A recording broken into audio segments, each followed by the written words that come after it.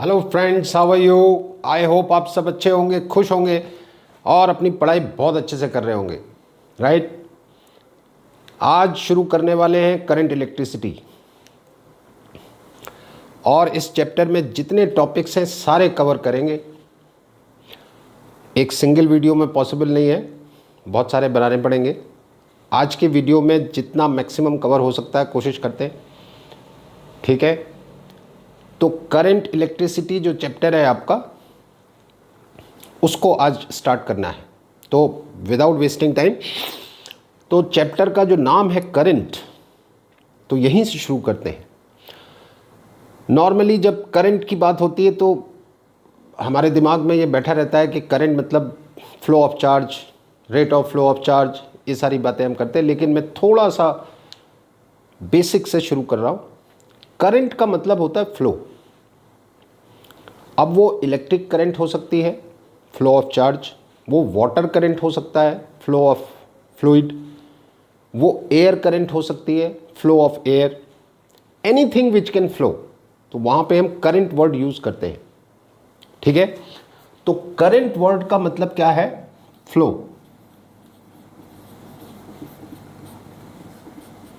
और इस current word के साथ अगर इलेक्ट्रिक वर्ड लगा दूं, का मतलब अगर इलेक्ट्रिक करंट की बात करूं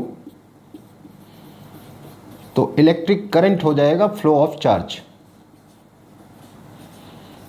और जब हम कहते हैं चार्ज, तो ये चार्ज फिर पॉजिटिव भी हो सकता है प्रोटॉन्स के फॉर्म में, आयंस के फॉर्म में, नेगेटिव भी हो सकता है इलेक्ट्रॉन्स के फॉर्म में, आयंस के फॉर्म में, किसी भी नेचर का चार्ज हो सकता है। यहाँ पे चार्ज के नेचर को लेके कोई लिमिटेशन नहीं है, कैसा भी charge, flow of charge, that is called electric current, ठीक है? फॉर एग्जाम्पल, जैसे अगर कोई आयनाइज्ड गैस है, कोई गैस है और आयनाइज फॉर्म में है, तो उस गैस में आपको पॉजिटिव आयंस भी मिलेंगे, नेगेटिव आयंस भी मिलेंगे, मे बी फ्री इलेक्ट्रॉन्स भी मिलेंगे। तो वहाँ पे जो चार्ज का फ्लो हो रहा होगा वो पॉजिटिव चार्ज के सेंस में भी हो रहा होगा, नेगेटिव की वजह से भी हो रहा होगा। या इलेक्ट्रोलाइट्स की बात करें, लिक्विड्स, इलेक्ट्रोलाइट, ठीक है, वहाँ भी आयंस होते हैं, positive ions, negative ion, free electron, सभी जो है इलेक्ट्रिक करंट में कंट्रीब्यूट करते हैं। तो गैसियस मीडियम में या लिक्विड मीडियम में इलेक्ट्रिक करंट जो है वो पॉजिटिव की वजह से भी होगी, नेगेटिव की वजह से भी होगी। लेकिन अगर हम मेटेलिक कंडक्टर्स की बात करें, जो कि हम बेसिकली इस चैप्टर में मेटेलिक कंडक्टर्स को ही डील करने वाले हैं, मेन फोकस उसी में रहने वाला है।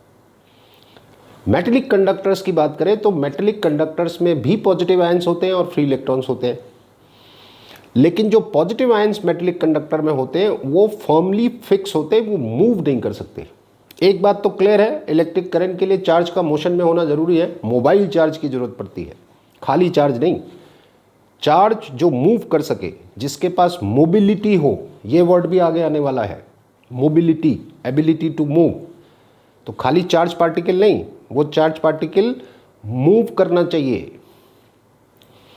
तो मेटेलिक कंडक्टर्स में पॉजिटिव आयंस होते हैं, उनके पास चार्ज होता है, लेकिन उनकी पोजीशन फिक्स होती है, बहुत फर्मली फिक्स रहते हैं अपनी पोजीशन में, मूव नहीं कर सकते। ज़्यादा से ज़्यादा वाइब्रेट कर सकते हैं, थोड़ा आप टेम्परेचर बढ़ाएंगे तो वाइब्रेशन कर सकते हैं, लेकिन मूव नहीं कर सकते। तो उनकी वजह से तो करंट डेवलप होगी नहीं, मतलब उनका करंट में कोई कंट्रीब्यूशन नहीं होगा। तो मेटेलिक कंडक्टर्स में जो करंट होती है वो सिर्फ इलेक्ट्रॉन्स की वजह से होती है। और अगर इलेक्ट्रिक करंट इलेक्ट्रॉन की वजह से है तो फिर हम उसका नाम बदल देते हैं और उसको कहते हैं इलेक्ट्रॉनिक करंट। तो तीन वर्ड हो गए आपके पास, करंट, इलेक्ट्रिक करंट और इलेक्ट्रॉनिक करंट। तो इलेक्ट्रॉनिक करंट मैंने क्या बताया? Flow of electrons.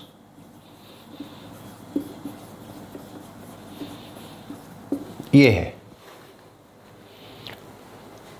ठीक है? तो ये तो इलेक्ट्रिक करंट या इलेक्ट्रॉनिक करंट की बात हुई। तो मैंने जैसे बताया कि इस चैप्टर में बेसिकली हम मेटेलिक कंडक्टर्स में जो इलेक्ट्रॉनिक करंट होती है उसकी बात करेंगे। लेकिन पहले हम इलेक्ट्रिक करंट का एक जनरल फार्मूला देख लेते हैं क्या होता है, जिसको आप मैथमेटिकल डेफिनेशन भी कहते हैं। तो मैथमेटिकली इलेक्ट्रिक करंट को आप कैसे डिफाइन करते हैं? Rate of flow of charge. मैंने पहले भी आपको बताया था, फिजिक्स में रेट वर्ड जहाँ भी आता है उसका मतलब होता है पर सेकेंड। चाहे वो rate of change of velocity हो, चाहे वो rate of change of momentum हो, चाहे वो rate of flow of charge हो। तो रेट मतलब पर सेकेंड। तो मैथमेटिकल डेफिनेशन इलेक्ट्रिक करंट की है rate of flow of charge. और अभी हम जनरल बात कर रहे हैं, चार्ज मतलब कोई भी चार्ज, पॉजिटिव नेगेटिव कुछ भी, ठीक है। तो अगर मेटेलिक कंडक्टर्स की ही बात करें और ये मान लीजिए कोई क्रॉस सेक्शन है वायर का, कि से this is a cross section of wire, ठीक है, और इस क्रॉस सेक्शन से डेल्टा टी सेकेंड्स में डेल्टा क्यू चार्ज इसके थ्रू पास हो जाता है। और ये भी ध्यान रखिएगा कि चार्ज जिस डायरेक्शन में मूव कर रहा है उसके परपेंडिकुलर ये एरिया है, ठीक है, इसको भी ध्यान रखिएगा। तो डेल्टा टी सेकेंड में कितना चार्ज फ्लो हुआ, डेल्टा क्यू। तो सीधा सीधा है, डेल्टा टी सेकेंड्स में डेल्टा क्यू चार्ज फ्लो हो रहा है, तो एक सेकेंड में, जैसे मैंने बताया रेट का मतलब पर सेकेंड, तो पर सेकेंड कितना चार्ज फ्लो होगा, delta Q by delta T. Current का फॉर्मूला आपके पास आ गया, delta Q by delta T. Unit क्या हो जाएगी, कूलम पर सेकेंड, जिसको आप एम्पियर भी कहते हैं। और एम्पियर जो है वो इलेक्ट्रिक करंट की एसआई यूनिट है। एसआई यूनिट तो आप सबकी याद रखिए। तो इलेक्ट्रिक करंट की एसआई यूनिट एम्पियर है। एम्पियर के बारे में और क्या है कि एम्पियर एक बहुत बड़ी यूनिट है इलेक्ट्रिक करंट की। बहुत ज़्यादा करंट अगर है तो आप एम्पियर में मेजर करते हैं, अदरवाइज आप मिली एम्पियर में बात करते हैं 10⁻⁻3, या माइक्रो एम्पियर में बात करते हैं 10⁻⁻6। ज़्यादा करंट है तो एम्पियर में करते हैं, तो बड़ी यूनिट है। अच्छा, ये बड़ी यूनिट मुझे कैसे पता चला बड़ी यूनिट है? ये देखिए, कूलम चार्ज की बहुत बड़ी यूनिट होती है। आपने इलेक्ट्रोस्टैटिक्स में पढ़ा होगा, coulomb is a big unit of charge and second is a very small unit of time. तो ये बहुत बड़ी यूनिट, ये बहुत छोटी यूनिट, तो छोटे से बड़े को डिवाइड करेंगे और बड़ा आएगा। ऐसे भी आप देख लें तो ampere is a big unit. 1 ampere current को डिफाइन करना भी आप बहुत आसानी से यहाँ से कर सकते हैं कि अगर 1 सेकंड में 1 कूलम चार्ज इसके थ्रू पास होता है तो मतलब कितनी करंट फ्लो हुई, 1 ampere. If 1 coulomb charge passes through this cross section in 1 second, it means the current through the cross section is 1 ampere। तो ये आसान है, ये आपको पता है। फिर इलेक्ट्रिक करंट के पास डेफिनेटली डायरेक्शन होता है, और कन्वेंशनल डायरेक्शन क्या होता है इलेक्ट्रिक करंट का? कन्वेंशनल डायरेक्शन इलेक्ट्रिक करंट का होता है, कन्वेंशनल का मतलब आप समझते होंगे I hope, conventional direction of current, यानी वो डायरेक्शन जो आपने एज्यूम किया है अपनी कन्वीनियंस के हिसाब से, उसको आप कन्वेंशनल कहते हैं, ठीक है। और कन्वेंशनल के केस में क्वेश्चन मार्क नहीं लगता कि वाई, मैंने जैसे बताया एजम्पशन है। तो कन्वेंशनल डायरेक्शन करंट का क्या होता है कि in the direction of positive charge, यानी जिधर पॉजिटिव चार्ज जा रहा है उधर, या opposite to the direction of negative charge, opposite to the direction of negative charge. ये करंट का कन्वेंशनल डायरेक्शन है। मैंने पहले ही बताया, इसमें कोई इफ एंड बट्स नहीं है कि साहब वो प्लस की डायरेक्शन में ही क्यों लेते हैं, माइनस के अपोजिट क्यों लेते हैं, एजम्पशन है, ठीक है। ये करंट का डायरेक्शन है।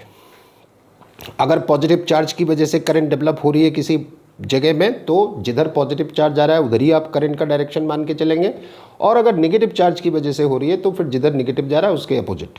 और अगर प्लस और माइनस दोनों की वजह से हो रही है तो फिर 2 करंट होंगी, एक प्लस की वजह से, एक माइनस की वजह से।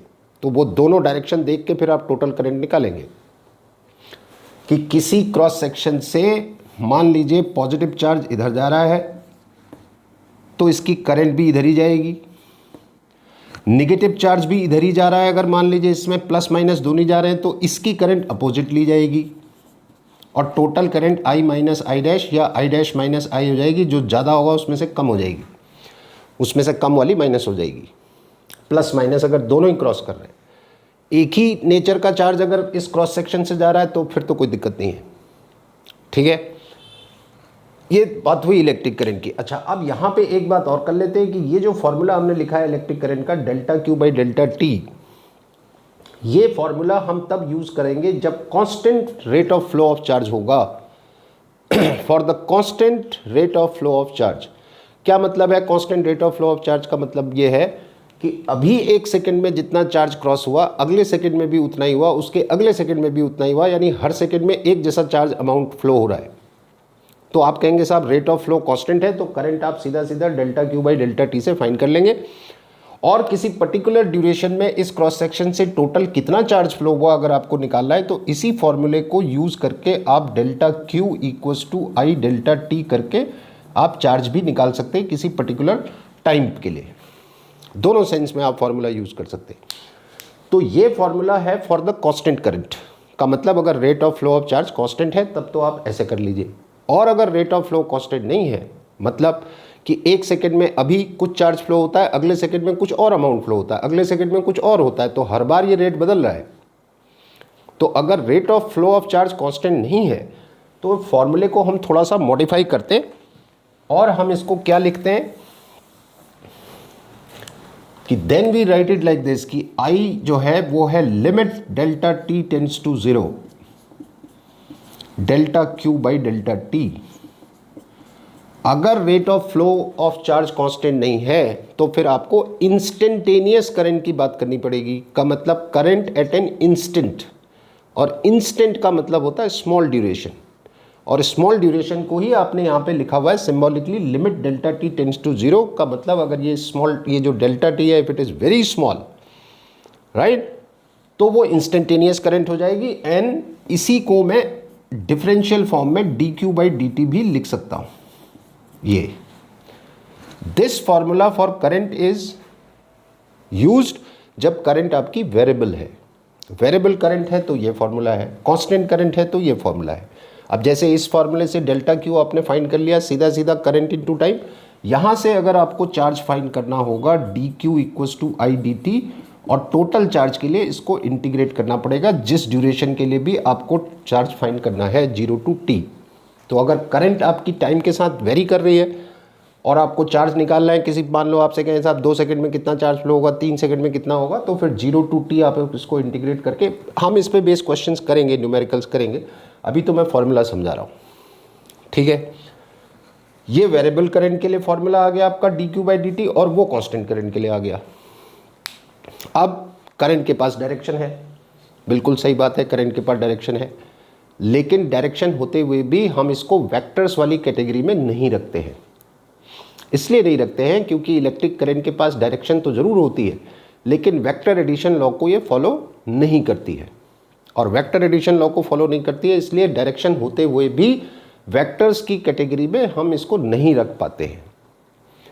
कि अगर कहीं पे मान लीजिए एक बॉडी रखी है, इस पे 10 न्यूटन फोर्स इधर लग रहा है, 30 न्यूटन फोर्स इधर लग रहा है, इनके बीच में कुछ एंगल है, तो जब आप नेट फोर्स निकालेंगे तो 40 तो नहीं आएगा, 30 + 10 40 नहीं आएगा, क्योंकि वेक्टर है, force is a vector quantity. तो फॉर्मूला लगाना पड़ेगा आपको।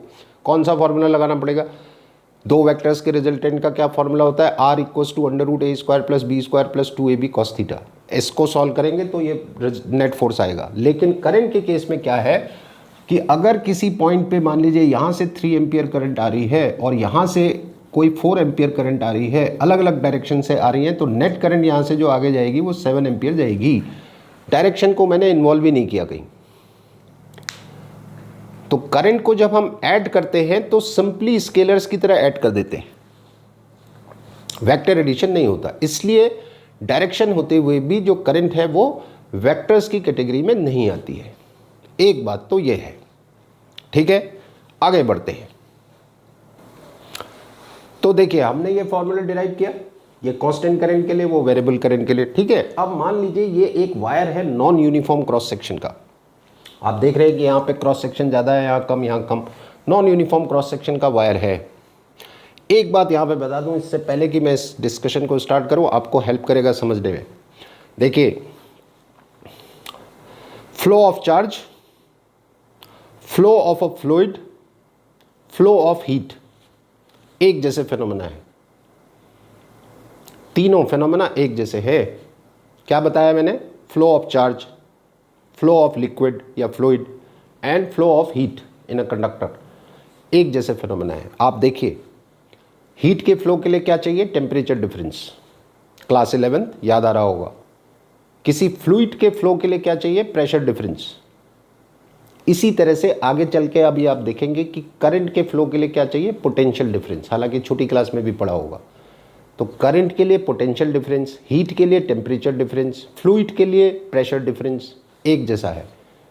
और आपको याद होगा क्लास 11th में जब आप बर्नौली थ्योरम पढ़ रहे होंगे फ्लो ऑफ फ्लूइड्स वाले चैप्टर में, तो वहाँ पे लिक्विड के फ्लो को आप स्ट्रीम लाइन से रिप्रेजेंट करते थे, स्ट्रीम लाइंस बनाते थे।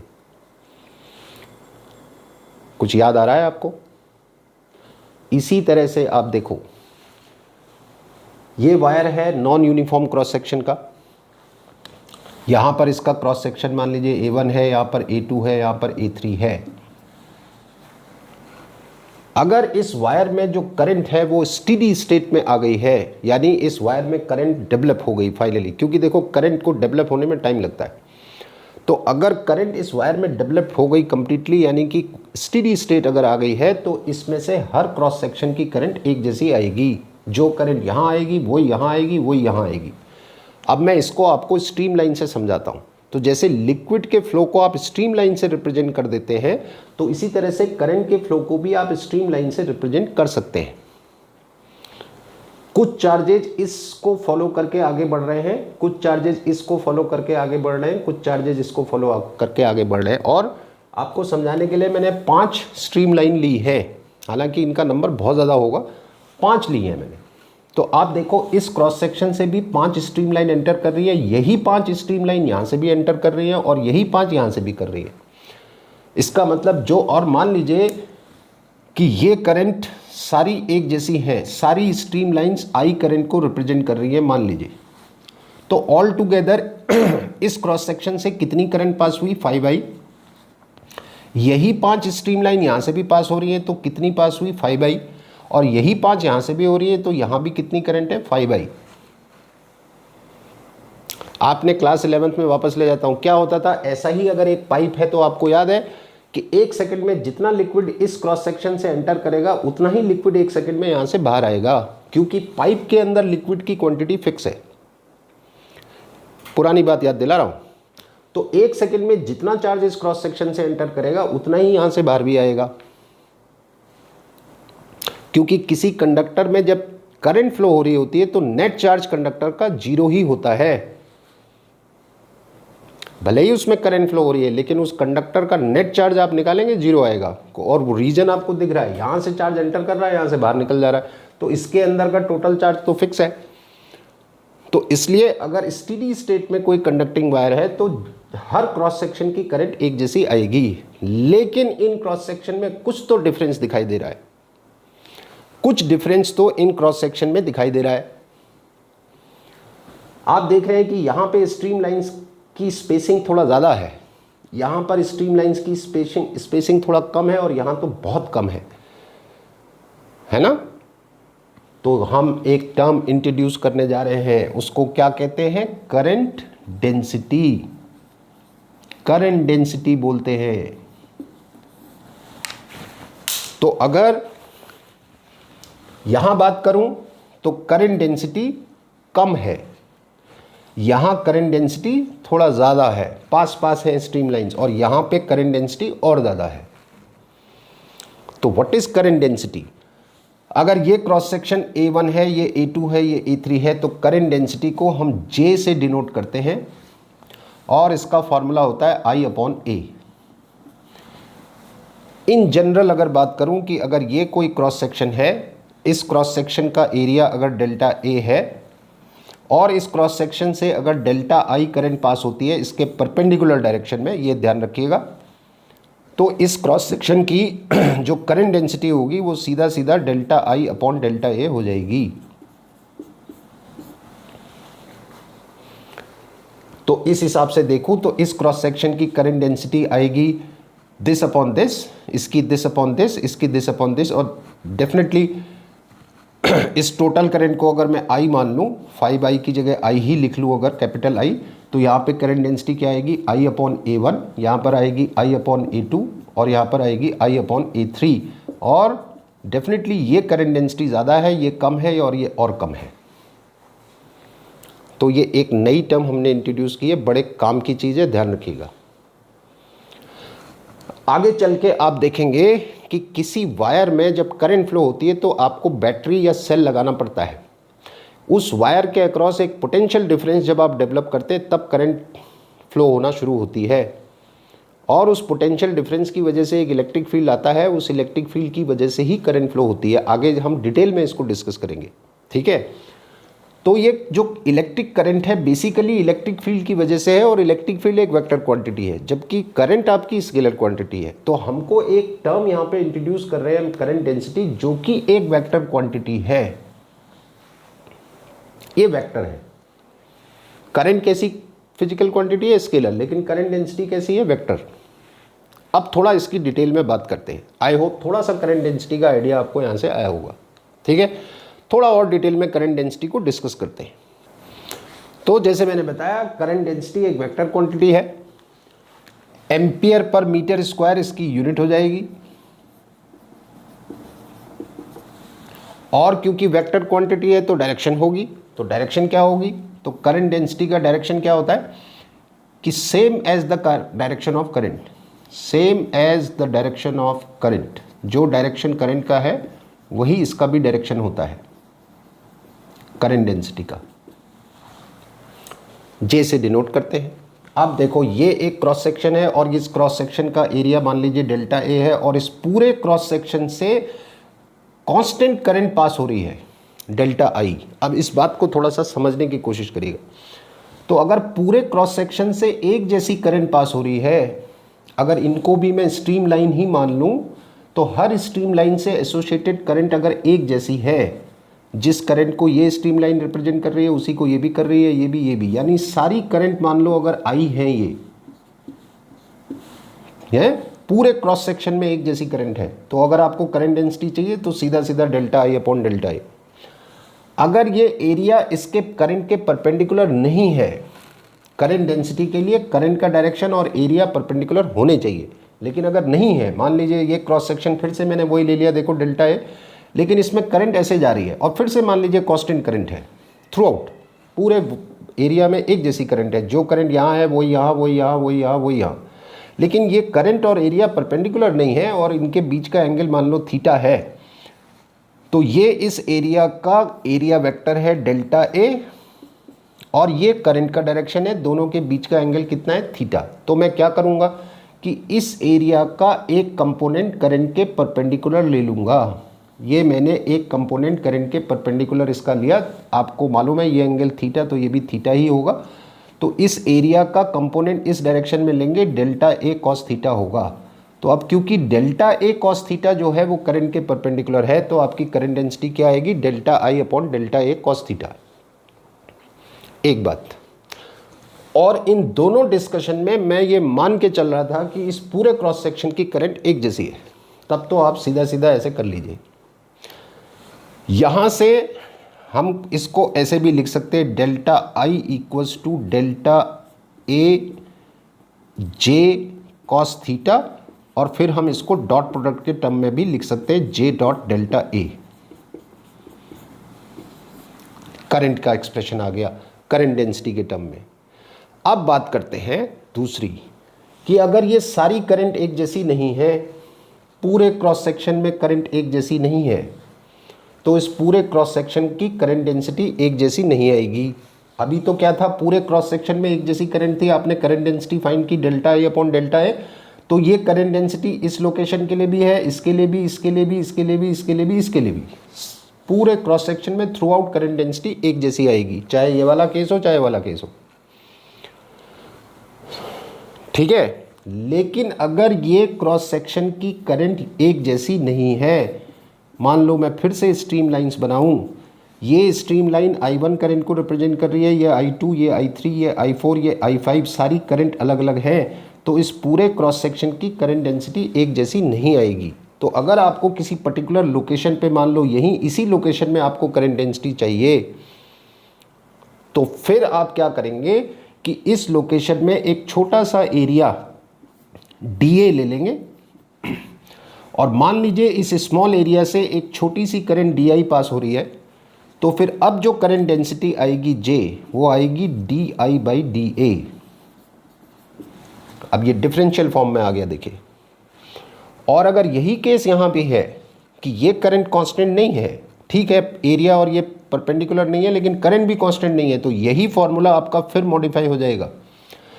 अब आप लिखेंगे J equals to D I upon D A cos theta, और ये वाली फॉर्म अगर देखो तो ये आ जाएगा D I equals to J dot D A. ठीक है, इस बात को ध्यान रखिएगा, अगर क्रॉस सेक्शन में करंट यूनिफॉर्म है थ्रू आउट, जितनी करंट यहाँ से पास हो रही है उतनी यहाँ से, उतनी यहाँ से, उतनी यहाँ से, तो पूरे क्रॉस सेक्शन की करंट डेंसिटी भी कांस्टेंट आएगी। लेकिन अगर ये करंट सेम नहीं है, हर जगह करंट अलग अलग है, ऐसा हो सकता है, कोई ज़रूरी नहीं कि पूरे क्रॉस सेक्शन से एक जैसी करंट पास हो रही हो, अलग अलग लोकेशन की करंट अलग अलग होगी, तो अलग अलग लोकेशन की करंट डेंसिटी भी अलग अलग आएगी। तो जब हम न्यूमेरिकल्स करेंगे इस बात को ध्यान रखना। मैं आपको एक एग्जांपल भी बताऊंगा इस पे based, maybe will help you to understand it, थोड़ा अच्छे से समझ में आएगा। तो ये करंट डेंसिटी है जो कि एक वेक्टर क्वांटिटी है। तो एक बात यहाँ से आपको क्लियर कट समझ लेनी चाहिए कि किसी क्रॉस सेक्शन की जो करंट है वो यूनिफॉर्म भी हो सकती है और नॉन यूनिफॉर्म डिस्ट्रीब्यूशन भी हो सकता है करंट का। अगर क्रॉस सेक्शन की करंट यूनिफॉर्म है तो पूरे क्रॉस सेक्शन की करंट डेंसिटी एक जैसी आएगी, और लेकिन अगर इस क्रॉस सेक्शन में करंट का डिस्ट्रीब्यूशन ही नॉन यूनिफॉर्म है तो करंट डेंसिटी भी डिफरेंट आएगी। फिर आपको लोकलाइज्ड करंट डेंसिटी फाइंड करनी पड़ेगी, किसी पर्टिकुलर लोकेशन में फाइंड करनी पड़ेगी ऐसे। और कांस्टेंट करंट है तो फिर सीधा सीधा delta I upon delta A करिए, आपको मिल जाएगा। This is current density. समझ गए? आगे बढ़ते हैं।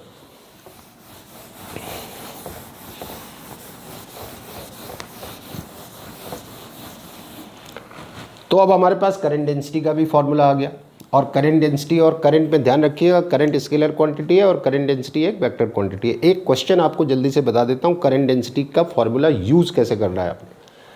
तो मान लीजिए ये कोई सिलेंडर है, कि से दिस इज अ सिलेंडर, ठीक है, ये इसकी एक्सेस है, इस सिलेंडर का रेडियस मैं आर मान लेता हूँ, और इस सिलेंडर के क्रॉस सेक्शन पे, ये कोई सा भी क्रॉस सेक्शन आप इसका ले लें, इस क्रॉस सेक्शन की जो करंट डेंसिटी है वो है A x square ampere metre minus 2।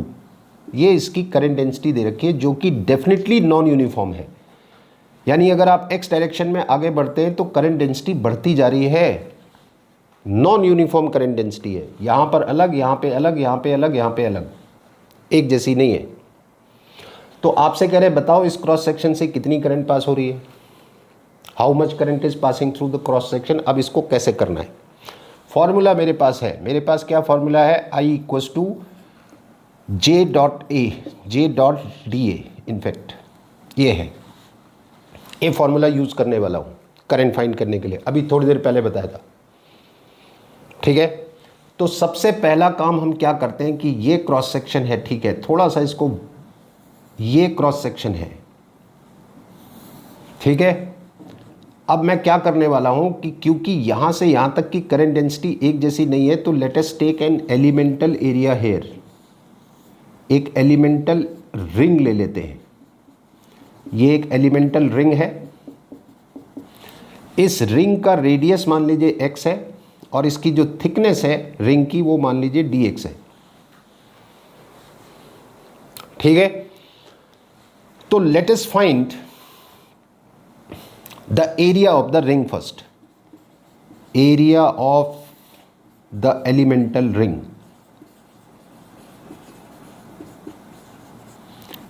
कितना एरिया आएगा रिंग का, तो रिंग का एरिया आप जानते हैं सर्कमफरेंस इनटू थिकनेस, ये एरिया होता है। अब अगर इस रिंग का एरिया वेक्टर देखूं तो परपेंडिकुलर एंड आउटवर्ड इधर को आएगा DA, ठीक है। और वायर में करंट का डायरेक्शन भी यही है, यानी करंट डेंसिटी का डायरेक्शन भी यही है। मैंने आपको बताया था करंट डेंसिटी का डायरेक्शन करंट के डायरेक्शन के अलोंग होता है। तो अगर इस वायर में करंट आई इधर जा रही है तो करंट डेंसिटी भी इधर है, और इस रिंग का एरिया वेक्टर भी इधर है।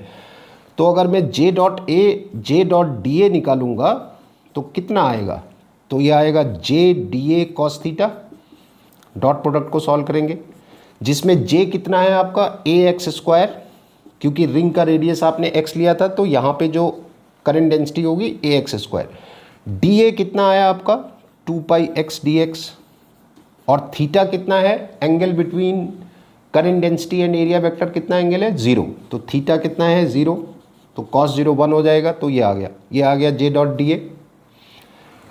इसका इंटीग्रेशन करेंगे कहाँ से कहाँ तक, आपको यहाँ से यहाँ तक की करंट बतानी है, यानी 0 to R, और J डॉट dA जो है वो ये है, तो ये कितना है 2πa x² into x³ dx। तो जब आप इसको इंटीग्रेट करेंगे तो 2πa बाहर आ जाएगा, और x³ का इंटीग्रेशन क्या होगा, x⁴/4, और x को अगर मैं कैपिटल R लिख दूं तो ये हो जाएगा 2πa r⁴/4, that would be the current through the cylinder और वायर, वट जो भी ये है, ये करंट आ जाएगी। तो इस तरह से आपने ये फॉर्मूला यूज़ करना है, इसको ध्यान रखिएगा। Will be doing more questions based on this, और भी करेंगे, थोड़ा सा आगे बढ़ते हैं पहले, ठीक है। तो मैं आगे का डिस्कशन स्टार्ट करूं इससे पहले थोड़ी सी एक बात और बता देता हूं, इलेक्ट्रिक करंट और करंट डेंसिटी से रिलेटेड, कि जो करंट होती है वो मैक्रोस्कोपिक टर्म होती है, मैक्रो मतलब बड़ी, और जो करंट डेंसिटी होती है वो माइक्रोस्कोपिक टर्म होती है, माइक्रो मतलब छोटी। मतलब क्या है कि करंट की जब आप बात करते हैं तो आप क्या कहते हैं, करंट इन अ वायर का मतलब पूरा वायर, मैक्रो बड़ा, एक्सटेंडेड बॉडी के लिए करंट को डिफाइन किया जाता है। जबकि करंट डेंसिटी की बात आप क्या करते हैं, current per unit cross sectional area, या आप करंट डेंसिटी की बात करते हैं at a point, cross sectional area के किसी पर्टिकुलर पॉइंट पे करंट डेंसिटी कितनी है। तो एक चीज़ को आप पॉइंट के लिए डिफाइन कर रहे हैं और एक चीज़ को आप पूरे वायर के लिए डिफाइन कर रहे हैं। तो करंट मैक्रो एक्सटेंडेड बॉडी के लिए, और करंट डेंसिटी माइक्रो एक पॉइंट के लिए, वो भी क्रॉस सेक्शन पे। इसको ध्यान रखना। स्केलर और वेक्टर का डिफरेंस तो है ही कि करंट स्केलर है, करंट डेंसिटी वेक्टर है, ठीक है। तो आगे बढ़ते हैं। तो देखो अब मैं आ गया कंडक्टर्स में, मेटेलिक कंडक्टर्स में करंट कैसे डेवलप होती है, क्या होता है, क्या क्या चीज़ें होती है, ये देखते हैं। तो ये एक मैंने कंडक्टर की सरफेस इमेजिन की है। अच्छा, कंडक्टर के अंदर दो ही चीज़ें होती है, positive ions and free electrons, वही मैंने यहाँ दिखाए। देखो ये पॉजिटिव आयंस है, बड़े सिस्टमेटिकली अरेंज्ड है पहली बात, और बहुत फर्मली फिक्स्ड है अपनी पोजीशन पे। थोड़ा सा टेम्परेचर अगर आप बढ़ाएंगे तो ये ज़्यादा से ज़्यादा वाइब्रेट करेंगे अपनी पोजीशन में, इससे ज़्यादा मूवमेंट इनका पॉसिबल नहीं है। और ये हैं फ्री इलेक्ट्रॉन्स, ये वही इलेक्ट्रॉन्स हैं जो इन एटम्स ने लूज किए हैं। एटम जब इलेक्ट्रॉन लूज करता है या गेन करता है तो आयन बन जाता है। एटम की बेसिक प्रॉपर्टी है कि वो इलेक्ट्रिकली न्यूट्रल होता है, इसलिए एटम के पास जैसे ही चार्ज आ जाता है तो फिर उसको एटम कहना एक तरह से क्राइम हो जाता है, फिर आप उसको एटम नहीं कहते, क्योंकि उसने अपनी बेसिक प्रॉपर्टी लूज कर दी, चार्ज आ गया उसके पास। पॉजिटिव चार्ज आ गया अगर एटम के पास तो आप कहते हैं पॉजिटिव आयन है, और वो कब आएगा, जब वो इलेक्ट्रॉन लूज करेगा। नेगेटिव चार्ज अगर एटम के पास आ रहा है वो कब आएगा, जब वो इलेक्ट्रॉन गेन कर लेगा कहीं से। तो अगर एटम के पास पॉजिटिव चार्ज आता है तो उसको पॉजिटिव आयन कहते हैं, नेगेटिव चार्ज आता है तो नेगेटिव आयन कहते हैं। तो ion is nothing but the charge atom. तो ये पॉजिटिव आयंस हैं, फॉर्मली फिक्स्ड हैं, और ये वो इलेक्ट्रॉन हैं जो इन्होंने लूज किए। अब इलेक्ट्रॉन बाहर आ गया एटम से तो फ्री हो गया, हालांकि इसकी जो फ्रीडम है इस इलेक्ट्रॉन की वो विद इन द कंडक्टर है, कंडक्टर को छोड़ के बाहर नहीं जा सकता। कंडक्टर को छोड़ के बाहर जाने की कोशिश करेगा तो पॉजिटिव आयन इसको दोबारा खींच लेंगे अंदर, अनटिल और अनलेस इनके पास बहुत ज़्यादा एक्स्ट्रा एनर्जी कहीं से आप इनको दे दें, तब तो चले ही जाएंगे सरफेस छोड़ के। अदरवाइज नॉर्मल टेम्परेचर पे ये इलेक्ट्रॉन इस सरफेस से बाहर नहीं जा पाएंगे, क्योंकि जैसे ही ये बाहर जाने की कोशिश करेंगे पॉजिटिव आयन इनको वापस फिर से पुल कर लेंगे। लेकिन जब तक इनमें से कोई भी इलेक्ट्रॉन अगर आप ले लो, जब तक ये कंडक्टर के अंदर है, अगर मैं इसी इलेक्ट्रॉन को ले लूँ तो चारों तरफ पॉजिटिव आयन से घिरा हुआ है, तो इस पर जो net force in positive ions का लगेगा वो कितना लगेगा, 0। कोई भी इलेक्ट्रॉन आप ले लो तो at any location inside this conductor, क्या बोला, at any location inside the conductor net force इस इलेक्ट्रॉन पे 0 ही आएगा, because of these positive ions. In positive ions की वजह से प्लस माइनस अट्रैक्ट करते हैं, ठीक है ना। तो अब जैसे इस इलेक्ट्रॉन को मैंने देखा तो ये पॉजिटिव आयन अपनी तरफ खींचेगा, ये अपनी तरफ, ये अपनी तरफ, तो नेट फोर्स निकालेंगे 0। That's why they are called free. तो कंडक्टर के अंदर इनका मूवमेंट फ्री है। लेकिन इतना भी फ्री नहीं है, यही बात समझनी है। ठीक है, अब होता यह है कि ये कंडक्टर आपने जहां भी रखा है तो इसकी सराउंडिंग में जो हीट एनर्जी है, तो these electrons absorb that heat energy और दे एक्वायर दैट हीट एनर्जी। वो हीट एनर्जी इनको मिलती है, पॉजिटिव आयंस को भी मिलती है, लेकिन मैंने जैसे पहले बताया पॉजिटिव आयंस अपनी पोजीशन में फर्मली फिक्स हैं, थोड़ा बहुत हीट एनर्जी से इनका कुछ बिगड़ने वाला नहीं है। लेकिन electron is a very small particle, बहुत छोटा पार्टिकल है, तो इनको सराउंडिंग से जो हीट एनर्जी मिलती है उस हीट एनर्जी की वजह से ये कॉन्स्टेंटली मूव करते रहते हैं, बिल्कुल उसी तरह से जैसे किसी गैस के मॉलिक्यूल्स कॉन्स्टेंटली मूव करते रहते हैं, क्योंकि उनको भी हीट एनर्जी मिलती है। तो these electrons are in constant motion, जिसको हम क्या कहते हैं, थर्मल एजिटेशन। थर्मल एजिटेशन नाम दिया जाता है इसको। एजिटेशन वर्ड उन्होंने यूज किया है इसलिए कि इस एनर्जी को एब्जॉर्ब करने के बाद ये जो इलेक्ट्रॉन्स हैं इतने सारे, इनके बीच में एक तरह से बवाल हो जाता है, एनर्जी मिल गई, मूव करते हैं। लेकिन जब ये मूव करते हैं, अब ये इलेक्ट्रॉन्स के मोशन को अगर आप देखें तो ये इलेक्ट्रॉन इधर जा रहा है, ये इलेक्ट्रॉन इधर जा रहा है, ये इलेक्ट्रॉन इधर जा रहा है, कोई इधर जा रहा है, तो ये इनके पास मोशन तो है लेकिन डायरेक्शन नहीं है। ये देखो रेंडमली मूव कर रहे हैं, जिसको मैंने नाम दिया ब्लाइंड मोशन। ये ब्लाइंड मोशन है, सराउंडिंग से एनर्जी मिल रही है, हीट एनर्जी, उस हीट एनर्जी से ये मूव कर रहे हैं, लेकिन ब्लाइंडली मूव कर रहे हैं, कहीं को भी चल दे रहे हैं। तो एट एन इंस्टेंट अगर आप देखेंगे तो इन इलेक्ट्रॉन के मोशन को देखेंगे तो रेंडमनेस इनके मोशन में है। और ये जो थर्मल वेलोसिटी इनके पास है, थर्मल वेलोसिटी Vt से डिनोट करूंगा, T फॉर थर्मल, तो इस वेलोसिटी का ऑर्डर 10⁶ मीटर पर सेकेंड होता है। 10⁶ मीटर पर सेकेंड उतना क्लिक नहीं कर रहा होगा। अगर मैं 1000 किलोमीटर पर सेकेंड लिख दूं तो फिर आप थोड़ा सोचेंगे कितनी ज़्यादा है, 1 सेकेंड में 1000 किलोमीटर। और इन इलेक्ट्रॉन्स की हिम्मत की दाद देनी पड़ेगी, चारों तरफ पॉजिटिव आयन से घिरे हुए हैं।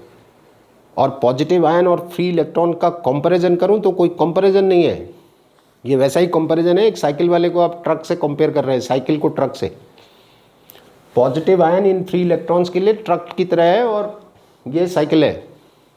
आप सोचो, अभी मैंने बताया पॉजिटिव आयन क्या है, पूरा का पूरा एटम है, उस एटम के अंदर सारे न्यूट्रॉन्स हैं, सारे प्रोटॉन्स हैं, बचे हुए सारे इलेक्ट्रॉन भी हैं, 1-2 इलेक्ट्रॉन बाहर निकले बस, तो ये पूरा एटम है अपने आप में, 1-2 इलेक्ट्रॉन मिसिंग है बस, that's it. All neutrons are there, all protons are there, rest of the electrons are also there. तो एक सिंगल इलेक्ट्रॉन के कंपैरिजन में तो ये बहुत ही हैवी है, इट्स वेरी हैवी पार्टिकल, है ना। और ये इलेक्ट्रॉन थर्मल एनर्जी एब्जॉर्ब करने के बाद रेंडमली मूव कर रहे हैं इनके बीच में, तो ये तो टकराएंगे, इनसे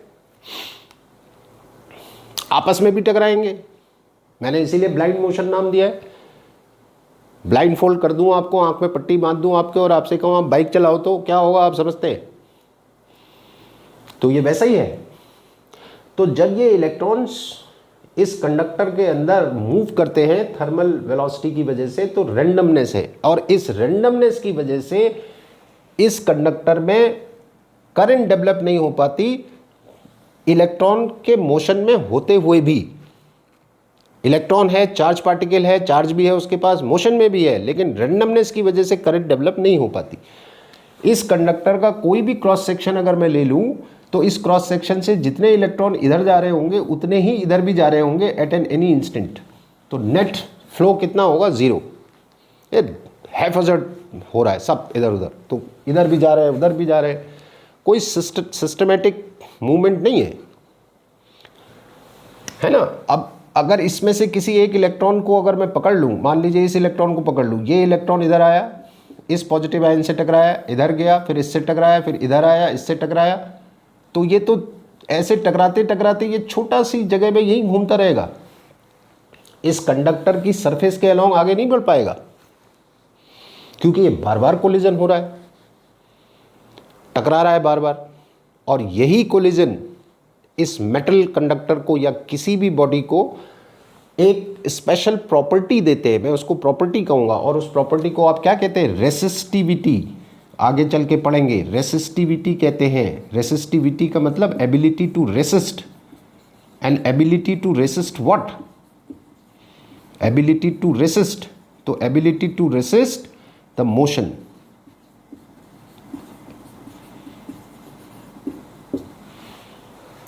एक इलेक्ट्रॉन आगे बढ़ा, पॉजिटिव आयन से टकराया, साइकिल वाला ट्रक से टकराया, क्या हाल होगा आप जानते हो? बहुत हल्का पार्टिकल है, बहुत हैवी पार्टिकल है इसके कंपैरिजन में। तो जब ये आगे बढ़ा, इससे टकराया, फिर थोड़ी सांस आई, फिर एनर्जी एब्जॉर्ब की, फिर आगे बढ़ा, फिर कहीं और टकराया, तो इसके मूवमेंट का लगातार अपोज हो रहा है। और ये जितनी ज़्यादा स्पीड से मूव करेगा और जितनी ज़्यादा स्पीड से इस पॉजिटिव आयन से टकराएगा, उतना ज़्यादा अपोजिंग फोर्स इस पे लगेगा। तो आप देख रहे हैं कि जब ये इलेक्ट्रॉन मूव कर रहे हैं तो इनमें एक अपोजिंग फोर्स लग रहा है, एक फोर्स है जो इनके मोशन को अपोज कर रहा है। और वो अपोजिंग फोर्स किसकी वजह से आ रहा है? कोलिजन्स की वजह से। Rate of change of momentum is what you call force. तो एक इलेक्ट्रॉन किसी स्पीड से पॉजिटिव आयन से टकराया तो इसके मोमेंटम चेंज होगा, तो इस प्रोसेस में फोर्स लगेगा इलेक्ट्रॉन पे। इलेक्ट्रॉन पॉजिटिव आयन पे लगाएगा, पॉजिटिव आयन इलेक्ट्रॉन पे लगाएगा। अब इलेक्ट्रॉन ने जो पॉजिटिव आयन पे फोर्स लगाया, उस फोर्स से पॉजिटिव आयन का तो कुछ नहीं बिगड़ने वाला, लेकिन पॉजिटिव आयन जो इलेक्ट्रॉन पे फोर्स लगाएगा उसका बहुत बिगड़ जाएगा।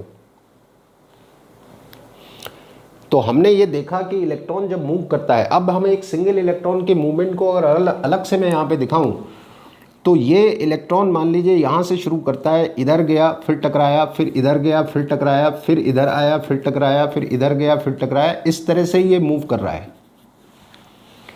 तो छोटी सी जगह में घूमता रहेगा, ज़्यादा आगे बढ़ नहीं पाएगा। तो अब क्या करें? हम चाहते हैं कि इस कंडक्टर में करंट डेवलप हो। यहीं पे आप देखो, मोशन और फ्लो दोनों वर्ड्स में डिफरेंस है। ये इलेक्ट्रॉन मोशन में है, लेकिन हर इलेक्ट्रॉन का मोशन अलग अलग डायरेक्शन में है। This is not flow.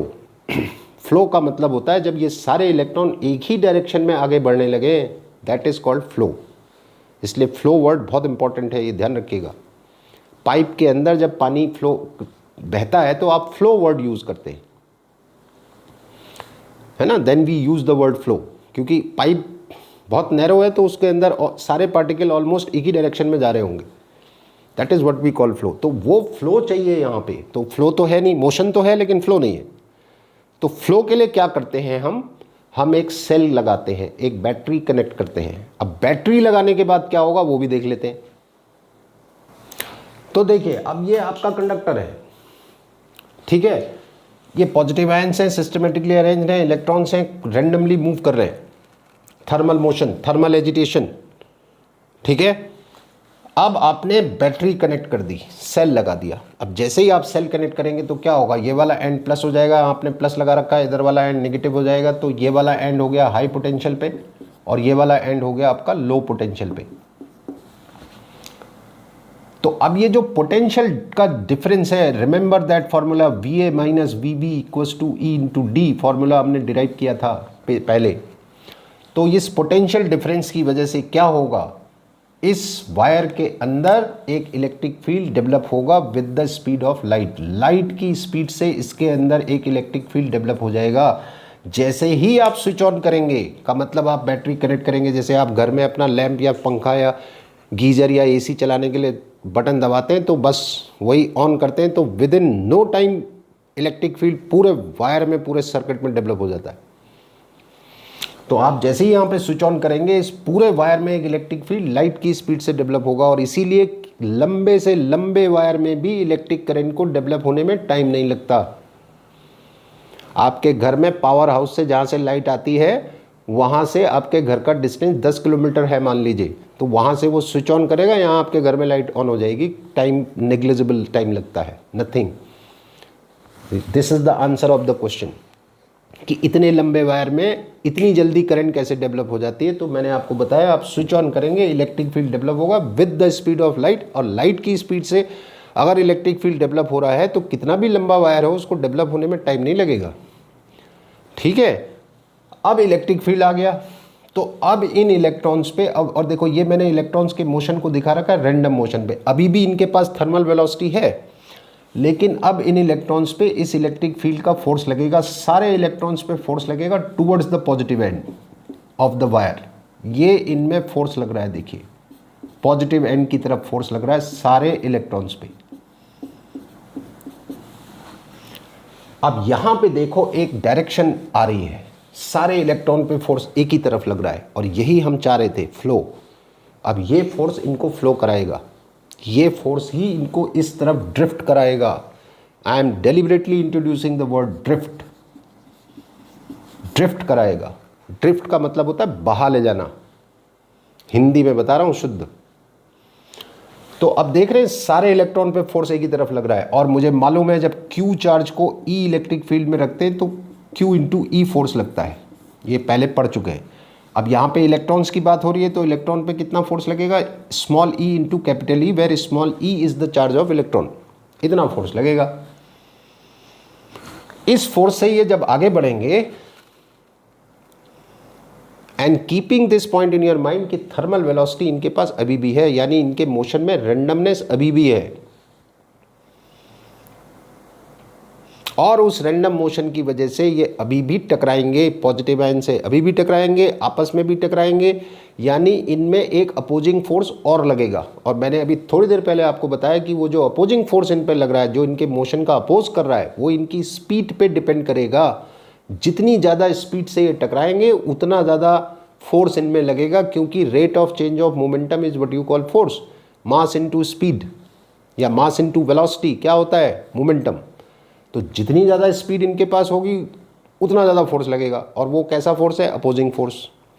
तो एक फोर्स तो इन इलेक्ट्रॉन्स पे लग रहा है इलेक्ट्रिक फील्ड का, जो कि पॉजिटिव एंड की तरफ लग रहा है, और इस फोर्स की वजह से जब ये आगे बढ़ने की कोशिश कर रहे हैं तो एक अपोजिंग फोर्स लग रहा है, और वो अपोजिंग फोर्स इनकी स्पीड पे डिपेंड कर रहा है। तो let us denote that opposing force with k into V, where k is a constant, ये कांस्टेंट है, और v इनकी वेलोसिटी है, एवरेज वेलोसिटी। और मैंने आपको बताया कि ये जो अपोजिंग फोर्स है ये इनकी वेलोसिटी पे डिपेंड करेगा, जितनी ज़्यादा ये वेलोसिटी उतना ज़्यादा अपोजिंग फोर्स। तो डेली लाइफ में भी देखते हैं किसी जितनी ज़्यादा स्पीड से अगर कोलिजन होगा उतना ज़्यादा नुकसान होता है, और नुकसान मतलब फोर्स। तो ये फोर्स आगे बढ़ा रहा है और ये वाला फोर्स अपोज कर रहा है, तो नेट फोर्स कितना लगा, दिस माइनस दिस। तो इस नेट फोर्स से कितना एक्सेलरेशन आएगा, force upon mass of the electron, इतना आएगा। और ये एक्सेलरेशन डेफिनेटली इस डायरेक्शन में आएगा, इलेक्ट्रिक फील्ड के अपोजिट। इलेक्ट्रॉन है तो इलेक्ट्रिक फील्ड के अपोजिट फोर्स लग रहा होगा, तो ये एक्सेलरेशन। अब क्या होगा, अब देखो इस एक्सेलरेशन से, क्योंकि ये नेट एक्सेलरेशन है, तो नेट एक्सेलरेशन से इलेक्ट्रॉन की एवरेज वेलोसिटी इंक्रीज होगी। जब वेलोसिटी इंक्रीज होगी तो ये फोर्स इंक्रीज होगा। अच्छा, ये फोर्स तो कांस्टेंट है, इलेक्ट्रॉन यहाँ से लेके यहाँ तक कहीं भी हो ये फोर्स तो इतना ही लगना है। स्मॉल ई भी कांस्टेंट, कैपिटल ई भी कांस्टेंट, तो ये फोर्स तो कांस्टेंट है, लेकिन ये फोर्स स्पीड पे डिपेंड कर रहा है, और एक्सेलरेशन जब तक है तब तक ये स्पीड बढ़ती रहेगी, और स्पीड बढ़ेगी तो ये फोर्स बढ़ेगा। तो फिर एक सिचुएशन आएगी जब ये फोर्स इसके बराबर हो जाएगा, और अगर ये फोर्स इसके बराबर हो गया तो नेट एक्सेलरेशन कितना हो जाएगा, 0। याद करिए टर्मिनल वेलोसिटी क्लास 11th कि कोई बॉडी, जैसे रेन ड्रॉप है, रेन ड्रॉप जब बादल से नीचे आती है अर्थ की तरफ, तो एक पर्टिकुलर डिस्टेंस ट्रेवल करने के बाद उसकी वेलोसिटी कांस्टेंट हो जाती है, जिसको आप टर्मिनल वेलोसिटी के नाम से जानते थे। और वहाँ भी एक फोर्स लगता था, मैं याद दिलाता हूँ कितना लगता था, 6 pi eta r into v. I don't know आपकी मेमोरी कितना आपका साथ दे रही है, ये फोर्स भी स्पीड पे ही डिपेंड करता है। यहाँ भी वही हो रहा है, तो एक्सेलरेशन की वजह से स्पीड बढ़ रही है तो ये फोर्स बढ़ता जा रहा है। तो एक सिचुएशन आएगी जब ये फोर्स इसके बराबर होगा तो एक्सेलरेशन कितना हो जाएगा, 0। और अगर मैं इसे सॉल्व करता हूँ इस चीज़ को, तो यहाँ से मुझे v इक्वल्स टू मिलेगा small E capital E upon M E, not M E sorry, ये मिलेगा अपॉन के, इतना मिलेगा। And this is the expression for your drift velocity. ये ड्रिफ्ट वेलोसिटी है, फाइनल मैक्सिमम वेलोसिटी जिससे इलेक्ट्रॉन आगे बढ़ेगा towards the positive end of the wire. इसको आप ड्रिफ्ट वेलोसिटी के नाम से जानते हैं। डेफिनेशन क्या देते हैं आप कि द फाइनल मैक्सिमम वेलोसिटी या final average velocity acquired by the electron, right, और वो वेलोसिटी जिससे पॉजिटिव एंड की तरफ आगे बढ़ रहा है। अगर इस चीज़ को मैं यहाँ दिखाऊँ, देखो जब तक आपने बैटरी नहीं लगाई थी तो इलेक्ट्रॉन का मूवमेंट आप देख रहे थे। मान लीजिए इलेक्ट्रॉन यहाँ से शुरू करता है, इधर गया फिर टकराया, फिर इधर गया फिर टकराया, फिर इधर गया फिर टकराया, फिर इधर गया फिर टकराया, ऐसे चल रहा था। अब जब ये इलेक्ट्रिक फील्ड आ जाएगा तो क्या होगा, अब इलेक्ट्रिक फील्ड इधर आया, ये देखिए वायर का इलेक्ट्रिक फील्ड इधर को आया, और इस इलेक्ट्रिक फील्ड का फोर्स इलेक्ट्रॉन पे किधर लगेगा, इधर, इधर को फोर्स लगेगा, opposite to the direction of electric field force लगेगा। तो अगर इलेक्ट्रिक फील्ड की प्रेजेंस में इस मोशन को मैं देखूं, इसी मोशन को, ये मोशन है तब जब इलेक्ट्रिक फील्ड नहीं था, अब इलेक्ट्रिक फील्ड भी आ गया, तो इसी मोशन को अगर मैं स्टडी करूं तो इलेक्ट्रॉन इधर गया, ठीक है, जब ऐसे जा रहा होगा तो इलेक्ट्रिक फील्ड के फोर्स से कोई फर्क नहीं पड़ेगा, लेकिन जब ऐसे जाएगा, फोर्स इधर को है, तो जिस इलेक्ट्रॉन को ऐसे जाना था तो ये ऐसे जाएगा, थोड़ा सा ड्रिफ्ट हुआ, इधर को जा रहा था तो थोड़ा ऐसे ड्रिफ्ट होगा, फिर इधर को जा रहा था ऐसे ड्रिफ्ट होगा, इधर को जा रहा था ऐसे ड्रिफ्ट होगा, थोड़ा थोड़ा ये ड्रिफ्ट होगा, क्योंकि बार बार कोलिजन हो जा रहा है, इसलिए ड्रिफ्ट वेलोसिटी बहुत ज़्यादा नहीं होती है, फ्यू सेंटीमीटर्स पर सेकंड का ऑर्डर होता है। ये भी एग्जाम में पूछते हैं कि what is the order of drift velocity, तो ड्रिफ्ट वेलोसिटी बहुत ज़्यादा नहीं होती है, ड्रिफ्टिंग की जो स्पीड है वो बहुत कम है। And why this drift velocity is so small, क्योंकि कोलिजन्स बहुत जल्दी जल्दी हो रहे हैं, फटाफट कोलिजन हो रहा है, तो स्पीड वो एक्वायर करता है, इससे पहले कोलिजन हो जा रहा है, फिर दोबारा उसने कोशिश की, फिर कोलिजन हो जा रहा है, तो वो स्पीड तो बढ़ ही नहीं पा रही है। ड्रिफ्टिंग स्पीड यानी इधर को आगे बढ़ने की स्पीड तो बढ़ ही नहीं पा रही है, जबकि थर्मल वेलोसिटी बहुत ज़्यादा है, 1000 किलोमीटर इन पर सेकेंड, लेकिन उस वेलोसिटी का कोई फ़ायदा इसलिए नहीं है क्योंकि उसमें रेंडमनेस है, तो उसकी वजह से तो करंट आएगी नहीं। करंट के लिए तो यही चाहिए drift velocity, and will denote this drift velocity with V D for drift. तो ड्रिफ्ट वेलोसिटी को का एक्सप्रेशन एक तो ऐसे आ गया, एक और तरह से हम ड्रिफ्ट वेलोसिटी का एक्सप्रेशन डिराइव करेंगे, उसमें हम कुछ और भी सीखेंगे, और भी ड्रिफ्ट वेलोसिटी की डिटेल हम उसमें डिस्कस करेंगे। तो एक तो ये तरीका है। तो अब मैं थोड़ा सा समरी बता दूं आपको। जब तक आपने बैटरी नहीं लगाई थी तो इलेक्ट्रॉन के पास थर्मल वेलोसिटी थी जो कि बहुत ज़्यादा थी, 10⁶ मीटर पर सेकेंड थी, लेकिन उस थर्मल वेलोसिटी की वजह से करंट डेवलप नहीं हो पा रही थी, क्योंकि उस वेलोसिटी में रैंडमनेस थी, हर इलेक्ट्रॉन अलग अलग डायरेक्शन में मूव कर रहा था। तो किसी भी क्रॉस सेक्शन से एट अ टाइम देखूं तो जितने इलेक्ट्रॉन क्रॉस सेक्शन से इधर जा रहे होंगे उतने ही इधर भी आ रहे होंगे, तो कोई करंट डेवलप नहीं होगी। लेकिन जैसे ही आप बैटरी लगाते हैं, एक पोटेंशियल डिफरेंस आप वायर के अक्रॉस लगाते हैं, तो उस पोटेंशियल डिफरेंस की वजह से एक इलेक्ट्रिक फील्ड आता है पूरे वायर में, और जितने भी इलेक्ट्रॉन वायर के अंदर हैं सारे इलेक्ट्रॉन पे उस इलेक्ट्रिक फील्ड के अपोजिट एक फोर्स लगता है जो उनको पॉजिटिव एंड की तरफ आगे बढ़ाने में हेल्प करता है, जिसकी वजह से वो ड्रिफ्ट करने लगते हैं। लेकिन ड्रिफ्टिंग बड़ी स्लो होती है क्योंकि अभी भी थर्मल वेलोसिटी उनके पास है और उसकी वजह से उनके बार बार कोलिजन हो रहे हैं, तो इसलिए ड्रिफ्टिंग का जो स्पीड है वो बहुत कम है, फ्यू सेंटीमीटर पर सेकेंड, राइट। तो और ये ड्रिफ्ट वेलोसिटी का एक्सप्रेशन है। इस फॉर्मूले में जो k है जिसको मैंने कांस्टेंट कहा था, ये k जो होता है ये दो फैक्टर पे डिपेंड करता है, एक तो material of the conductor, conductor का मटेरियल क्या है, और दूसरा टेम्परेचर क्या है। ये दोनों चीज़ें इस k को इफेक्ट करते हैं।